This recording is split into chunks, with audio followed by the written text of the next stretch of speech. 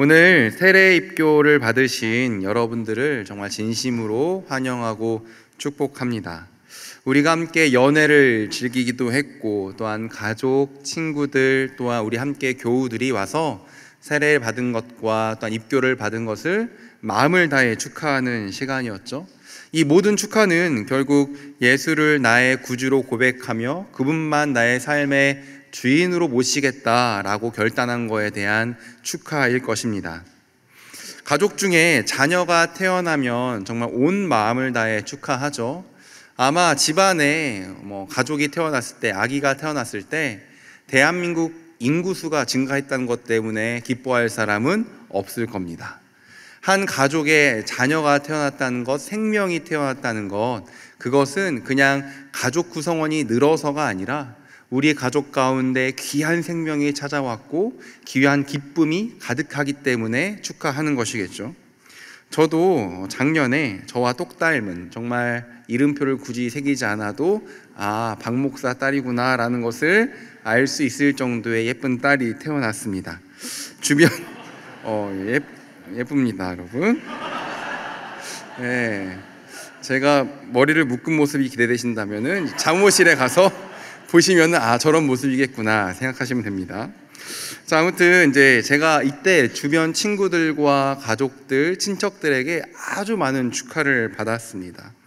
그저 우리 가족에게 찾아온 한 귀한 생명이었고, 하나님께서 우리 가족에게 허락한 너무나도 놀라운 기업이었는데, 온 친구들, 온 가족들이 그것을 함께 축하해 주었죠. 오늘 한 입교했던 자매가 이런 이야기를 하더라고요. 생일 때보다 더 큰 축하를 받는 것 같아요. 당연합니다, 여러분, 그렇죠? 생일은 육체적인 태어남이라서 축하를 받는 것이겠지만, 세례를 받고 입교했다는 것은 예수 그리스도 안에서 다시 태어난 것이기 때문에 우리가 놀라운 축하를 해주기에 합당한 것이죠. 마찬가지로 우리 귀한 세례 입교자 여러분, 그리고 모든 교우들, 가족들, 친구들이 축하하는 이유는 복음을 통하여서 생명을 얻었고, 또한 그 생명을 얻은 여러분들이 한 교회의 가족이 되었기 때문에 우리가 마음을 다해 축하할 수 있는 겁니다. 오늘 이 시간 저와 함께 나누는 말씀이 그 기쁨을 더욱더 배가시키는 말씀이 되길 주님의 이름으로 소망합니다. 저는 우리 교회에 부임하기 전에 고등부를 6년 정도 섬겼습니다. 6년 정도 하면서 많은 아이들에게 세례입교 교육을 시켰죠. 여러분들도 문답 교육을 받을 때 배웠겠지만, 다른 교회라고 해서 다른 내용을 가르치는 건 아니잖아요. 죄의 문제, 예수 그리스도의 십자가, 인간에 대한 절망, 그 다음에 소망 없음, 오직 믿음으로만 얻는 구원, 예수만 나의 주 삼는 것, 이런 것들을 이제 고등학생들, 중학생들한테 가르쳤죠. 하루는 청소년들을 다 모아두고 이제 교육을 시키는데, 보통은 아담과 하와가 선악과를 먹어 우리에게 죄가 들어왔고, 그 죄가 전달되어서 우리가 이 죄 문제가 해결되지 않으면 하나님의 심판받을 수 없다. 근데 우리는 이것을 해결할 수 있는 능력이 없다. 이런 이야기를 이제 아이들에게 가르치고 있었습니다. 보통 이런 걸 말하면은 교회를 오랫동안 다닌 친구들이 많았으니까 대부분 무표정, 무대답이거나 아니면은 마지못해 그냥 고개를 끄덕이고 네네 하는 대답이었는데, 어떤 한 친구가 이런 질문을 합니다. 아니, 얼굴 한번 보지도 못한 아담과 하와가 잘못한 것 때문에 왜 내가 벌 받아야 돼요? 아니, 제가 이 얘기를 듣고 나서는 맨 처음 당황했습니다. 그렇지. 얼굴도 한 번도 보지도 못한 사람들의 죄 때문에, 잘못 때문에 내가 영원 형벌을 받는다? 여러분, 혹시 이 중에서 아담과 하와 만나보신 분 계십니까? 아니면은 심지어 동시대 사람도 아니죠. 게다가 한국 사람도 아니고 외국인입니다. 나랑 동시대 사람도 아니고 같은 민족도 아닌 어떤 사람, 얼굴도 모르고 전혀 알 수 없는 어떤 사람들의 잘못 때문에 내가 영원 형벌을 받는다는 것이 이 질문을 한 친구에게는 당연히 이상하고 못마땅하게 여겨졌던 것이죠. 자기가 한 일도 아닌데 그것 때문에 형벌 받는 건 충분히 억울할 만한 상황인 것이죠. 하지만 여러분, 억울해서는 안 됩니다. 만일 아담의 잘못 때문에 내가 죄로 인하여서 형벌을 받는 것이 억울하다면 예수님의 죽으심으로 나는 구원받을 수가 없습니다. 로마서 5장 18절의 말씀인데 제가 읽겠습니다. 그런즉 한 범죄로 많은 사람이 정죄에 이른 것 같이 한 의로운 행위로 말미암아 많은 사람이 의롭다 하심을 받아 생명에 이를 얻느니라. 여기서 한 범죄는 아담의 범죄이죠. 아담의 범죄로 인해 한 사람이 죄를 지었고 이 죄로 인하여서 많은 사람에게 죄가 있다라고 선언된다라고 바울은 이야기합니다. 그런데 뒤에 보니까 이번에는 한 의로운 행위가 나타났다라고 바울은 기록을 하죠. 이 의로운 행위, 즉 죽기까지 순종하신 예수 그리스도의 그 십자가의 사건을 이야기합니다. 예수 그리스도의 죽으심으로 인해 많은 사람이 의롭다 하심을 받아 생명에 이르렀다라고 사도 바울이 이야기하는 것이죠. 그러니까 아담의 범죄로 인해 내가 죄인 되었다라는 것을 인정하지 않으면 예수 그리스도 한 분의 의로움으로 내가 영생을 얻는다는 것 또한 성립될 수가 없는 것입니다. 그러니까 예수의 죽음으로 내가 생명을 얻었다라는 이 고백을 하기 위해서는 오늘도 여전히 내 안에 아담의 죄가 있구나라는 고백이 선행되어야 된다는 것이죠. 아담의 죄가 여전히 내게 있고 그 죄를 벗어나기 위해서 온갖 몸부림을 친다 할지라도 해결될 수 없는 절망의 상태가 바로 나라는 것, 그 인식에서 예수 그리스도의 십자가로 하나님의 자녀가 됐다는 기쁨은 출발할 것입니다. 모든 기준을 충족하신 유일한 한 분 예수 그리스도가 나의 소망이 된다는 것이죠. 그래서 바울은 한 사람이 순종하지 않아 많은 사람이 죄인이 되었고 한 사람이 순종함으로 많은 사람이 의롭다함을 얻는다라고 말합니다.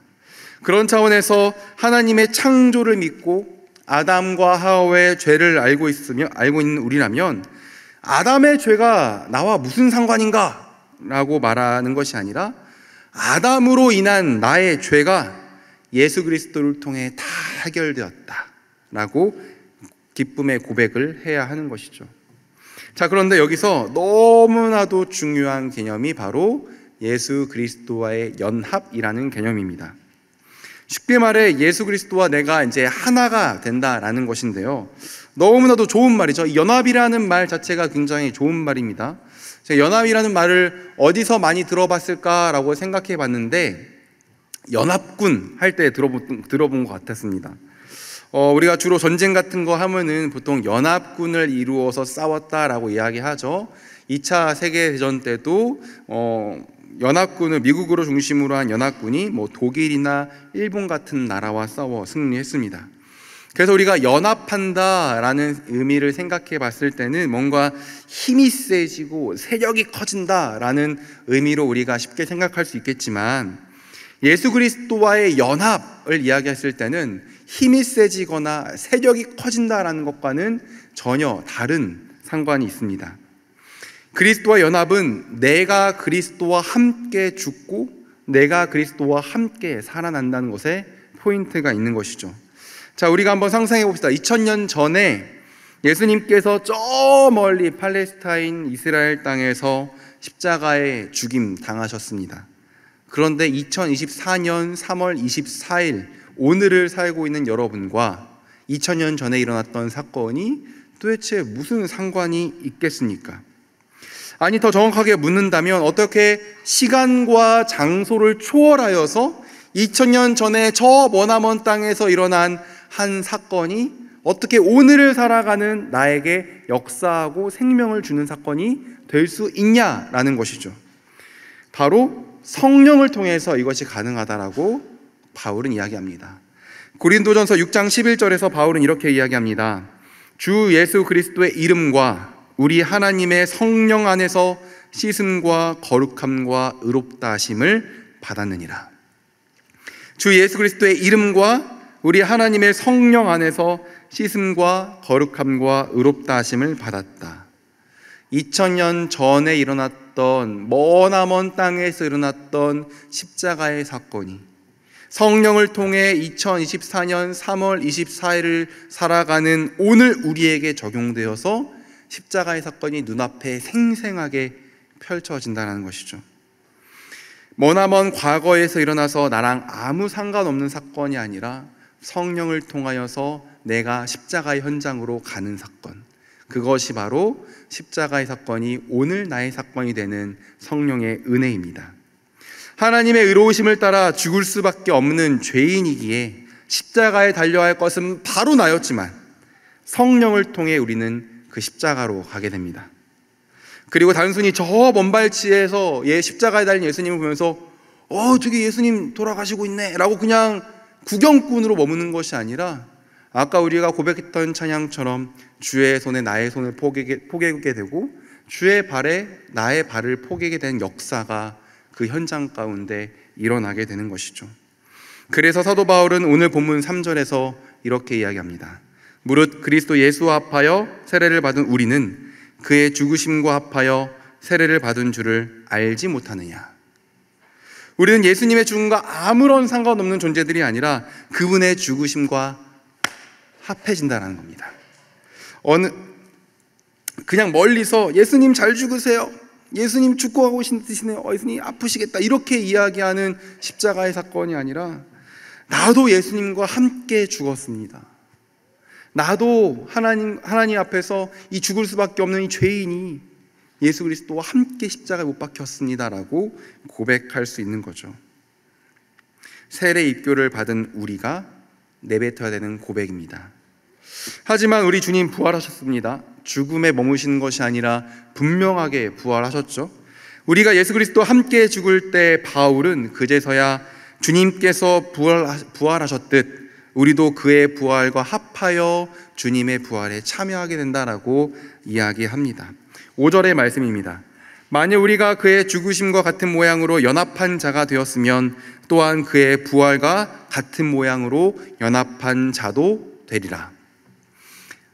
너무나도 귀한 우리 세례 입교자 여러분, 우리는 주님과 함께 죽고 주님과 함께 부활하는 자들입니다. 단순히 세례 주는 것, 입교하는 것, 교회에서 행하는 여러 단계 중에 하나가 절대로 아닙니다. 세례를 받기로 결단했다는 것, 내가 입교하기로 서약했다는 것, 이 모든 것은 내가 주님과 함께 죽고 나는 주님과 함께 부활한다라는 믿음의 고백인 것이죠. 소망하건대 앞으로의 신앙의 여정 속에 예수 그리스도의 죽으심과 부활에 꽉 묶여있는 것이 바로 저와 여러분이라는 것을 기억하시고 주님 앞에 서는 그날까지 부활의 소망을 붙들고 부활의 기쁨으로 살아가는 우리 모든 교우들 되길 주님의 이름으로 축복합니다. 아멘.